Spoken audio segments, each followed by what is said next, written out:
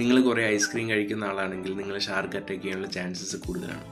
Yes, records പ്രകാരം ice cream sales എപ്പോഴൊക്കെയാണോ കൂടുന്നത് ആ സമയത്തൊക്കെ ഷാർക്ക് അറ്റാക്സും കൂടുന്നുണ്ട്. പക്ഷേ ഈ ഐസ്ക്രീം കാരണമാണോ ഷാർക്ക് അറ്റാക്ക് ചെയ്യുന്നതെന്ന് പറഞ്ഞു കഴിഞ്ഞാൽ അതല്ല. സമ്മർ ടൈമിൽ ആൾക്കാർ കുറേ ഐസ്ക്രീം വാങ്ങും. അതേ സമ്മറിൽ തന്നെയാണ് അധികം പേരും ബീച്ചസിലും പോവുക. സോ കുറേ ആൾക്കാർ ബീച്ചിൽ പോകുന്നതുകൊണ്ട് തന്നെ ഷാർക്ക് അറ്റാക്സ് കൂടാനുള്ള ചാൻസസും കൂടുതലാണ്. ആൻഡ് വിൻ്ററിൽ അധികം പേര് ഐസ്ക്രീം കഴിക്കില്ല. അതേപോലെ തന്നെ വിൻ്ററിൽ അധികം പേര് ബീച്ചസും പോകില്ല. സോ ഷാർക്ക് അറ്റാക്സും കുറവാണ്. സോ രണ്ട് സംഭവങ്ങളുടെ ചാർട്ട് ഒരേപോലെയാണെന്ന് വെച്ചിട്ട് ഒന്ന് കാരണമാണ് മറ്റേത് വരുന്നതെന്ന് നമുക്ക് ഒരിക്കലും പറയാൻ പറ്റില്ല. ഇതിനെയാണ് കോറിലേഷൻ എന്ന് പറയുക. കോറിലേഷൻ എന്ന് വെച്ച് കഴിഞ്ഞാൽ രണ്ടും ഒരേ വിഷ്വൽസ് തരുമെങ്കിലും ഒന്ന് കാരണമല്ല മറ്റൊന്ന് സംഭവിക്കുന്നത്. ഇതിനെ കോസേഷൻ എന്ന് പറയും.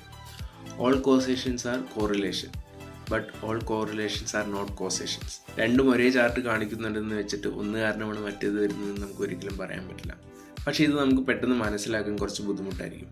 സോ ഇനി മുതൽ മെഡിക്കൽ ഇൻഡസ്ട്രിയിൽ നിന്നോ ഫുഡ് ഇൻഡസ്ട്രിയിൽ നിന്നോ ആരെങ്കിലും രണ്ട് ചാർട്ട് കാണിച്ചിട്ട് ഈ ഒരു കാരണം കൊണ്ടാണ് ഇത് സംഭവിക്കുന്നതെന്ന് പറഞ്ഞു കഴിഞ്ഞാൽ അത് കണ്ണടച്ച് വിശ്വസിക്കുന്നതിന് മുമ്പ് ജസ്റ്റ് നമ്മുടെ സൈഡിൽ നിന്ന് ഒരു ചെറിയ റിസർച്ച് ചെയ്തതിന് ശേഷം മാത്രം അതിന് ട്രസ്റ്റ് ചെയ്യാം.